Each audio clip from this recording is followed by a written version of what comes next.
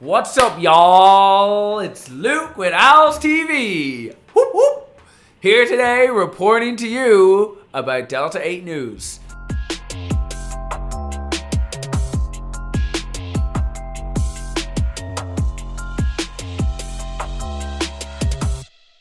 Delta-8's banned in Texas. Oh my god, how are we gonna deal with this? It's already been voted on. It's 8-0. It's gone to the Senate.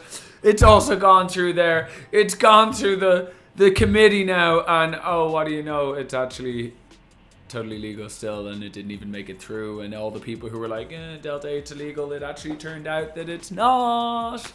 So I think that this is just and I was down, and me too. I mean, I was down in the dumps about this. But I think, so a couple of things. Let's talk about Texas first, because a few other states doing the same thing.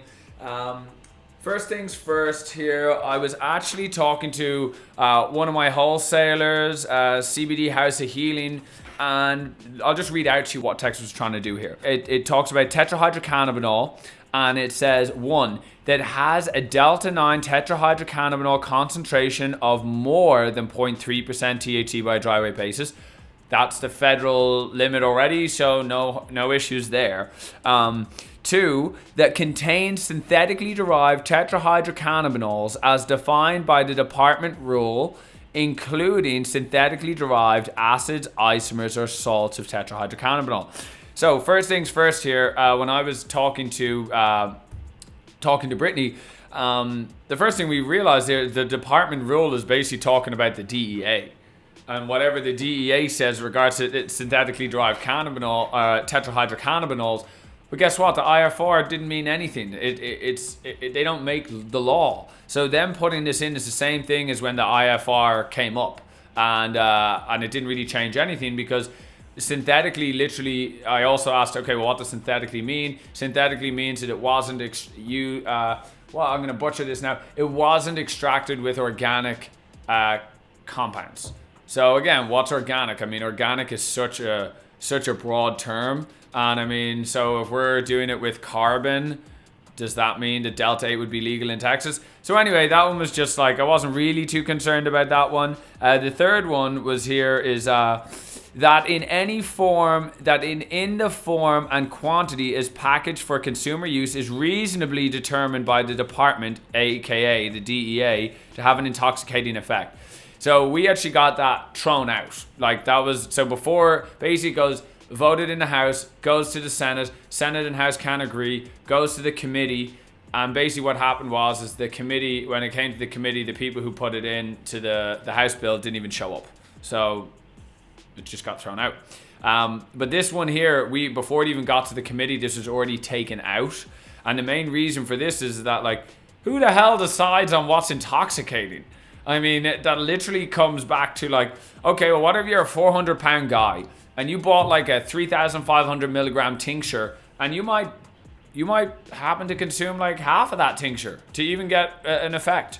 Now, suddenly you got, little old 120-pounder female here who wants to also utilize it and picks up a bottle and has a few drops and is suddenly on the floor. I mean, and that could happen from a full spectrum tincture.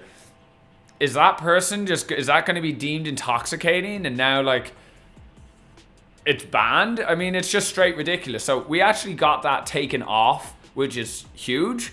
Because again, who's going to determine what's intoxicating? That's just ridiculous.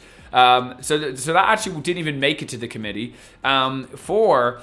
That exceeds any federal limit for tetrahydrocannabinol. That's fine, where no one's doing that already, right? That's already there. And then 5, if additional tetrahydrocannabinol in the concentration greater than 0.3% on a dry weight basis has been applied to the product. AKA, we don't want your D8 sprayed bud in here, and we don't want you enhancing any sort of hemp. So that one was like, okay, how are we going to deal with that one? I mean, at the end of the day, this enhances the product. It enhances the product. And Delta-8 is not, if we go back to the Farm Bill here, Delta-8 is legal under the Farm Bill.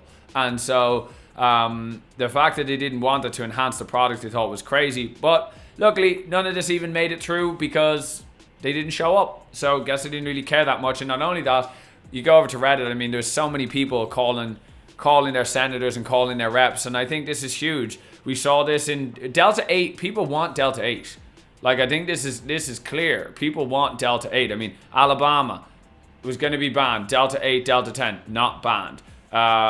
Texas, it's banned. No, it's not. Now let's move on to Oregon. So we're a part of the Oregon Hemp Farmers Association. So we get the in a lot of the time on what is happening with different bills. The most recent one in Oregon is House Bill 3000. This bill is basically being blended with another bill. It's to help with regulating some of the excess amount of illegal grows of marijuana that's happening in Oregon. A lot of cartel stuff happening in Oregon. And basically, Delta-8 is also being brought into this same bill. And the main thing here is really just coming back to taxes, right? It's really about taxes. And the OLCC, the Oregon Liquor and Cannabis Control Commission, a couple of things. They were trying to then regulate hemp, which is like, fuck no, stay away. We're not cannabis. We don't want you here. Leave us be. You've already made your own blunders in your market over there, and we don't need to have the same thing happen here. So the main things is that Oregon is looking to regulate D8, not ban it outright. I think that's good. Things is what has been defined as an adult use cannabinoid over a certain threshold, which they're still defining, will be deemed as an adult use cannabinoid. So, for instance, maybe they put a cap on it saying, hey, you can't have more than 500 milligrams in a pack, or maybe it's 10 milligrams in line with THC limits. But overall, the main thing is that Oregon is still going through the motions. They're defining what synthetically derived cannabinoids are, and we'll have an update for you there. But overall, it looks like that Oregon isn't going to ban it outright, but more regulate it, which brings, Oregon is following suit, similar to Florida's basically being like, we don't care at all, and we're going to listen to what the voters voted in on, and we're not going to destroy, this hemp industry, which has been revitalized for all these hemp farmers. Thank you, Florida. I wish more people would think like that too. So all in all, I mean, good news for Delta-8 this week. Yeah, just delighted, honestly, and I hope you are too. The current states that have had some level of regulation or ban Delta-8, one is Washington. Although Washington is really more to do with the I think it's important to differentiate between hemp and cannabis, because Washington basically said, no, you can't have converted cannabinoids in our marijuana system, but I'm pretty sure there wasn't clarity given for Delta-8 if it's not in the system. Idaho basically doesn't want any cannabinoids coming through their state at all. They don't like any cannabinoids. Montana, don't know much about Montana. Utah, don't even like alcohol, so not a surprise that Delta-8's not in there. Arizona, that was known for a while ago. Colorado just basically cleared up some illegalities to do with wholesale Delta-8. Where else do we have here? Arkansas, nothing lost there. Kentucky, New York's a pretty big loss, I think, for a lot of people. I mean, New York's a pretty densely populated place, but again, is what is. Vermont, Rhode Island was always gone. Mississippi is the other one. So, apart from that, I mean, look, this is great, right? Things are fine. Like, either way, we'll always figure it out, and just keep the head up. You never know if something's good or something's bad. I feel that I let it sort of get to me a little bit about this Texas ban and Delta-8 in Oregon, but what do you know? Here we are later, and it's like things are actually fine. And if there is changes, it will happen, but no point letting it, take over. But that's it today from Cannabis News. Thank you very much for watching.